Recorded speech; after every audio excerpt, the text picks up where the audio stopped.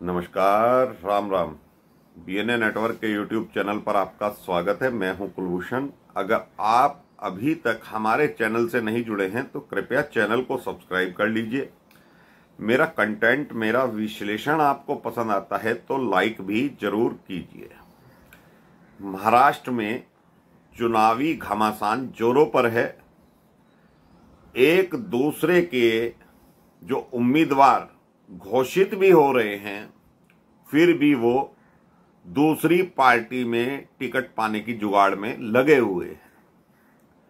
और सबसे ज्यादा जो नुकसान फिलहाल दिखाई दे रहा है वो उद्धव ठाकरे की पार्टी को होता हुआ दिखाई दे रहा है। आदित्य ठाकरे जो उनके पुत्र हैं, उनकी वर्ली सीट भी फिलहाल फंसी हुई दिखाई दे रही है और राज ठाकरे भी 4 से 5 सीटों पर उद्धव ठाकरे को नुकसान पहुंचाते हुए दिखाई दे रहे हैं। तो ये सारा खेल जो महाराष्ट्र चुनाव में चला वो 2019 से उस व्यक्ति ने रचा जो इस वक्त भी महाराष्ट्र की राजनीति का भीष्म पितामह बना हुआ है।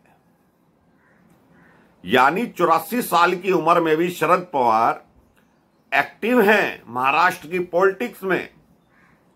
और वही शरद पवार जो कांग्रेस से अलग होकर एनसीपी बनाते हैं और आज भी अपने दम पर महाराष्ट्र की राजनीति को घुमा रहे हैं। एक अकेला व्यक्ति जो चाणक्य कहा जाता है राजनीति का, जिसने सोनिया गांधी के विदेशी मूल के मुद्दे पर सोनिया गांधी को प्रधानमंत्री नहीं बनने दिया। और नरेंद्र मोदी भी कह चुके हैं एक बार कि शरद पवार मेरे राजनीतिक गुरु हैं। तो कहीं ना कहीं शरद पवार महाराष्ट्र की राजनीति में अपनी मजबूत पकड़ रखते हैं। 2019 के विधानसभा चुनाव में जब उद्धव ठाकरे और भाजपा का गठबंधन हुआ और पूर्ण बहुमत की सरकार बन सकती थी, वहां शरद पवार ने खेला कर दिया। उद्धव ठाकरे को दाना डाला भाजपा से अलग होने के लिए। उद्धव ठाकरे की मंशा थी या नहीं थी मुख्यमंत्री बनने की, लेकिन अमित शाह ने उनसे वादा किया था या नहीं किया था कि उद्धव ठाकरे को 2.5 साल के लिए मुख्यमंत्री बनाएंगे।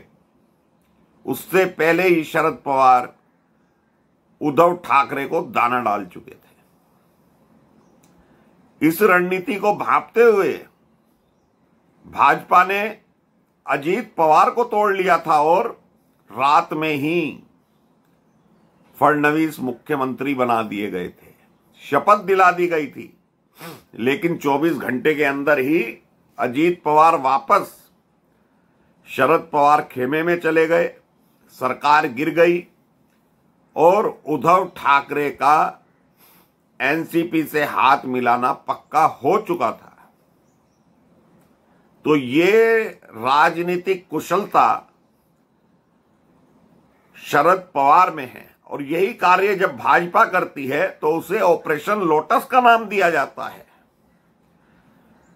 पार्टी कोई सी भी हो, जो राजनीतिक पार्टी हैं, राजनीति कर रही हैं, वो हर कोई पार्टी सत्ता में रहना चाहती है, विपक्ष में कोई नहीं बैठना चाहता।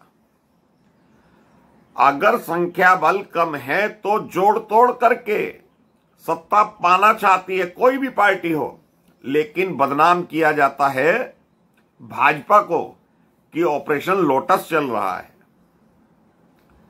तो शरद पवार ने जो उद्धव ठाकरे को दाना डाला था, तो उद्धव ठाकरे कांग्रेस की मदद से और शरद पवार की मदद से मुख्यमंत्री बन जाते हैं महाराष्ट्र के।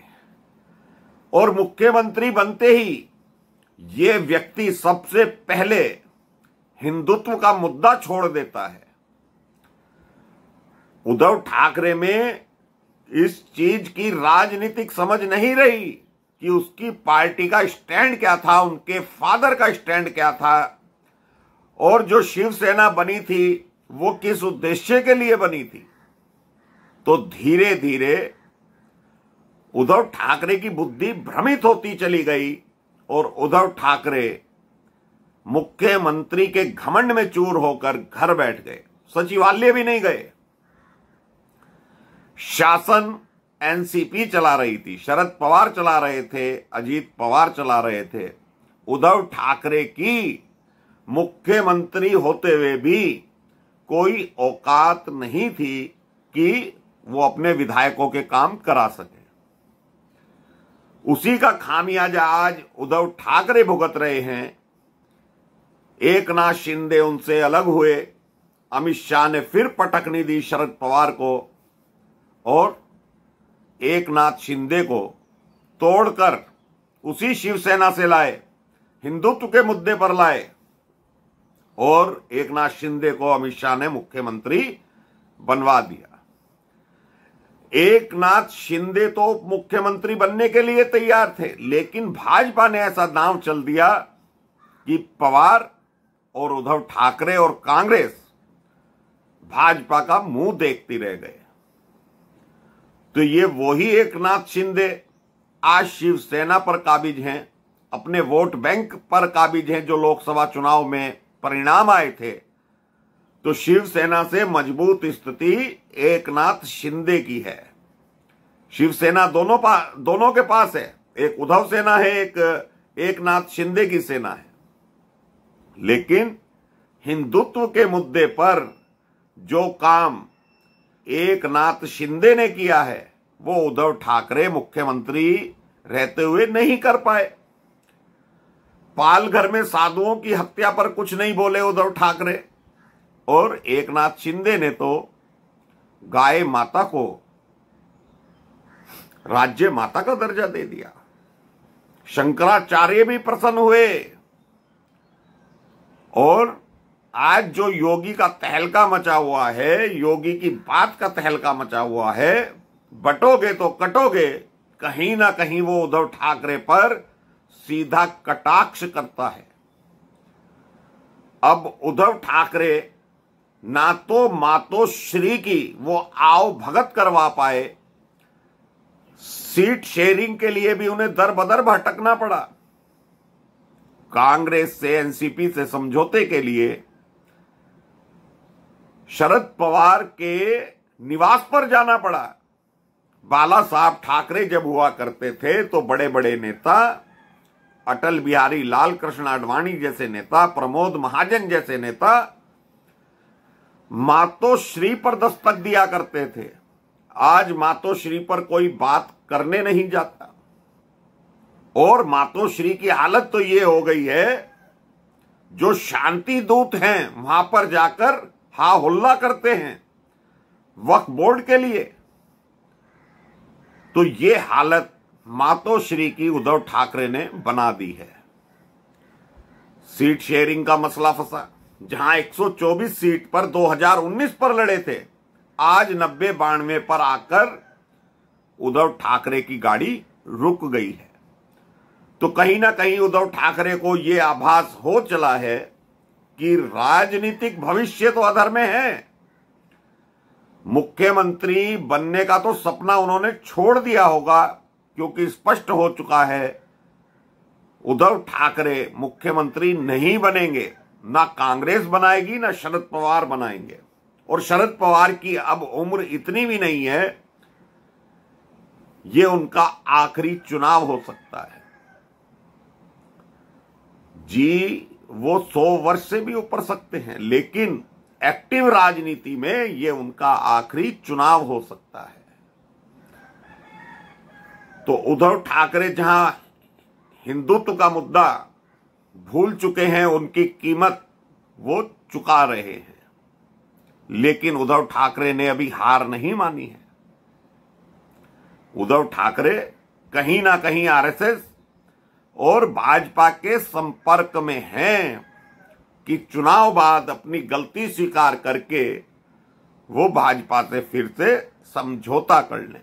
ये डील लगभग फाइनल हो चुकी है।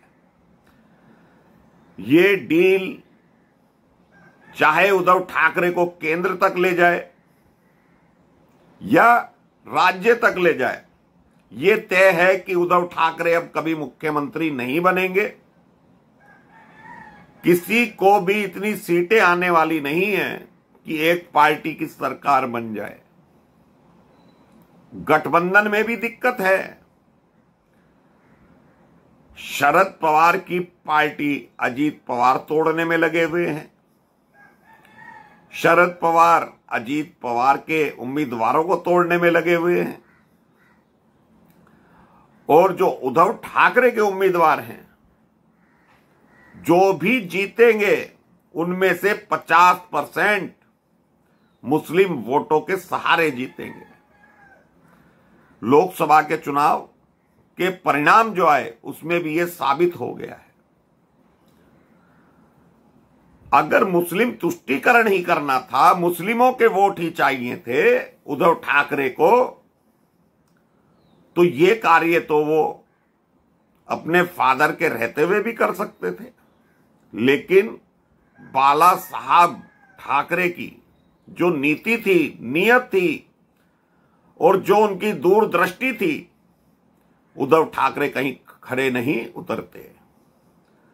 तो राजनीतिक भविष्य उद्धव ठाकरे का, करियर जो है उद्धव ठाकरे का, वो लगभग समाप्त हो गया है।